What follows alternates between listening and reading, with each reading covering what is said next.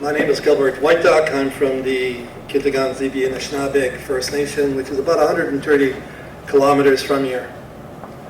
Very often when I'm invited to do opening words, I'm only asked to say a few things, welcome people to the territory. But today I thought I would take the advantage of this opportunity to share a few more things with you, if I may. So I'm honored to be here this morning to welcome you to Ottawa. And if you're not from this area, and even if you are, I want to remind the people that are from Ottawa, that you're on the ancestral lands of the Anishinaabe Algonquins, which has never been ceded or surrendered. This is the land of my ancestors who traveled the waterways of the Ottawa River, which we call the Kichisibi, or the Big River, with all its tributaries being our homeland for over 10,000 years. This is the land of my ancestors that gathered in this area to share, to celebrate, to hold ceremony, to welcome new life, and to return to our mother, its loved ones. This is the land of my ancestors who welcomed the settlers immigrating to this, our homeland. The prophecies had forewarned our ancestors that one day there would be newcomers and that we were to greet them and share what we had as the teachings had told us, that we did not own the land and that all it gave, but that we were the caretakers. This responsibility as caretakers, we have never given up, as it was given to us by our Creator. The Anishinaabe Algonquins of this territory welcomed the settlers, and in the early years, the settlers relied on our ancestral knowledge to survive. There were promises made by the settlers, first the French and then the British. We understood a commitment of the spoken word to mean that it will remain for as long as the river flows, the sun shines, and the grass grows. This was not to be the case, as our ancestors quickly found out that the settlers were often full of deceit, that they had come under the cloak of darkness. We nevertheless continued to be inviting and ally ourselves as we wanted to protect the land. As it has been written at times, the settlers didn't make one promise and one that was kept, and that was to take the control of our land, and that they did. They tried to take our spirit, but they have never succeeded. We were an important ally during the War of 1812 when we fought alongside the British against the invading Americans. The great Shawnee chief, Tecumseh, rallied some 10,000 indigenous warriors, of which 150 were Algonquin and Anishinaabe. The warriors joined the alliance to protect our homeland with a promise that we would have access to these homelands undisturbed once the war was over. This did not take place, and we were quickly displaced, removed from our ancestral territory, and put on postage stamp pieces of land called Indian reserves. It is my belief that Canada was only able to become a nation because of these warriors, and history would have had a very different chapter if these warriors would have refused to be allies. But we quickly continued to be forced to be the wards of the settlers who had taken control of our land through force and the imposition of a law that continues to exist today, and that is the Indian Act. We continue to advocate and continue to work as caregivers of the land so that what has been given to us by the Creator will remain healthy. The rivers are the blood that run through Mother Earth, and when the blood is not clean in our own body, we are not well. Therefore, this land is not well and needs to be cared for, just as it cares for us each day. We have a sacred responsibility to care for the land as we have to take care of each other. The creation of this wonderful country called Canada in 1867 was not done with the full and equal involvement of Indigenous peoples. We were pushed aside. We were and are Indigenous nations, and we have never given up our Anishinaabe nationality, even in light of imposed violent acts such as the imposition of residential schools, forced movement off the land, child removal under the guise of child protection, the genocide as we define it of the life givers, the Anishinaabe Ikwe, the women. The promises continue, as does the pain of this intergenerational, complex, accumulated trauma. I honor the women, the life givers, as we should all do. As we have always been a strong people, resilient and loving, we continue to be warriors to defend our homeland. The youth of the past, as the youth of today, have demonstrated that their connection to their identity as Anishinaabe is what keeps them grounded and which allows them to find balance in a world where they continue to try to find their rightful place. I am proud of the Indigenous youth today. I am proud that because in spite of many challenges, many have been able to surmount the pain with determination and become fierce warriors in a world with invisible and at times very visible walls. We have wonderful Indigenous nations with citizens who are connected to an ancestral past, but who have been impacted by a colonial past that set to destroy it through all means. The legacy of this colonial past is still present in today's society, and therefore there remains many Indigenous people who carry deep pain that is still seeking to be healed. This healing must be a collective effort through actions that are meaningful for those most in need, and there are many. We continue to feel like we are invited to dinner from our own resources, from our own land, but must stand outside the walls of society to receive the leftovers. We are only invited to the main table when our heads are bowed or our words resemble those of the colonizer. I certainly acknowledge the expertise in this room and the work that you're doing. As I sometimes say, I'm but a small res man who has worked over 45 years at and with my community. I don't have the academic, I believe, expertise that you all have, but I do know what I have learned from the old ones as a teenager and throughout my life is filled with great significance regarding how we live and how we are to move forward. I encourage you to never forget those Indigenous people most in need when you discuss and put forward approaches to be taken. Do not forget that as Indigenous peoples, we are from the land, and the land is what allows us to find balance. The teachings from the old ones tell us of the responsibilities on this earth. Our wampum belts also give us our teachings. Let us not be blind or dismissive of these important teachings. I gave a lot of thought to what I was going to share today. It may be, I call it eclectic for some, irrelevant for others, but as has been said, I will speak my truth based on Anishinaabe values that I've learned. I had a look at what I had shared publicly before and thought that some of these things need to be shared again.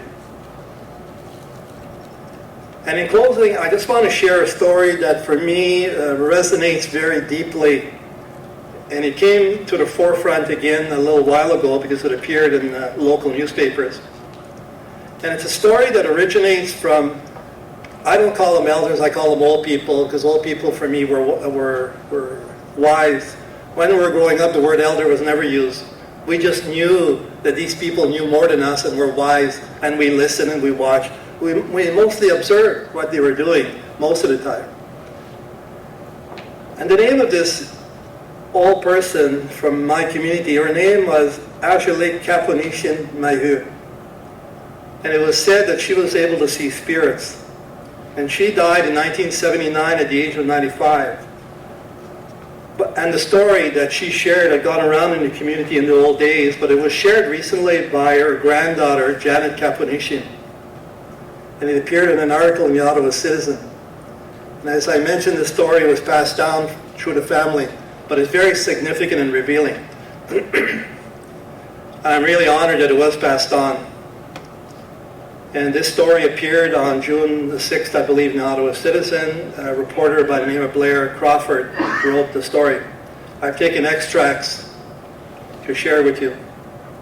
And this story was depicted on a canvas that I believe may be at the Ottawa Art Gallery.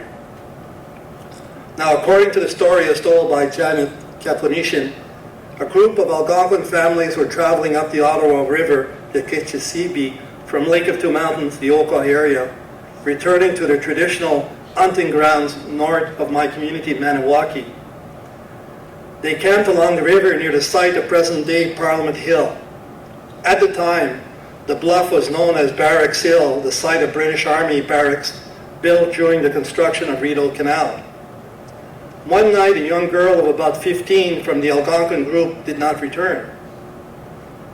Her mom went searching for her and spotted the girl sitting on a stump with her hair blowing in the wind. And it was known back then that the women would tie their hair and not just let it loose. So when the mother was looking for this young girl, she could see her sitting up in the distance with her hair blowing in the wind. She knew something was wrong.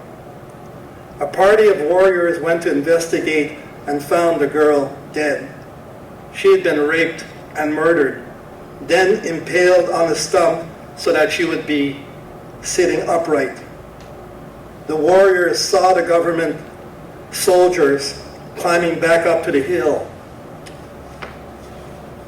The men were so upset when they had to unimpale her from the tree stump that they were going to go up and cause war. As the chief was highly respected, he said to them, "No, we're going to leave here. Because of the way she was killed, she herself will take care of the men. We will leave here and never return." They took her body but never reported it. They didn't want to cause any problems. The soldiers got away. It is said that the woman's spirit continues to haunt Parliament Hill, and if you can truly listen, you might be able to hear her cries in the wind. This shows how peaceful Anishinaabe were. The warriors left to avoid conflict, and it is said that as the chief was leaving, he pointed in the direction of the location of the Parliament today and said, "No good will ever come of this land." Why tell this story? Because as we speak, tragedies are happening and are continuing to happen with First Nations. I believe that the shackles that are holding us back and allowing for these tragedies to continue are rooted in the Indian Act, but are much more deeply rooted in all aspects of Canadian society. We have a collective responsibility to bring about change that reaches those most in need and avoid what I call the lubrication of the elite. I often speak about those most in need. I now work in a treatment center. I've been for 4 years. I work with First Nations people from throughout Quebec and Inuit in the north who come because they have addictions issues. I've listened many times to stories shared by people of all ages, but it's young women in particular, and when they're sharing with me the pain of accumulated trauma, intergenerational trauma, residential school, violence, imposed act of youth protection, I'm blown away. I thought as chief, I'd worked in education 30 years, I thought I kind of knew what was going on. But when these people share their stories, I feel their pain. I get angry and I wonder, what's the elite doing to help those most in need? Let me share just one of those many stories that I've heard that just resonates and gets to me. It was a young woman who told me, she said, yes, I used to consume, I did consume a lot. And she said, one day the social workers came to me and told me that if I continued, that they might take my child away. I didn't understand what they were saying. I decided that I was going to do all that I could to stop consuming. I worked hard at it. It was hard because I was dependent. I was carrying things that I didn't even know that I carried. And she said, as my pregnancy, the birth got nearer, I was feeling more and more happy that I was carrying this life, this Anishinaabe life inside of me. And I could feel that child moving inside of me. And I could feel some connection. And I knew that I had to have a life that was clean, that I couldn't continue living that way. And she said, as it got nearer and the baby was ready to come, I was brought to the hospital.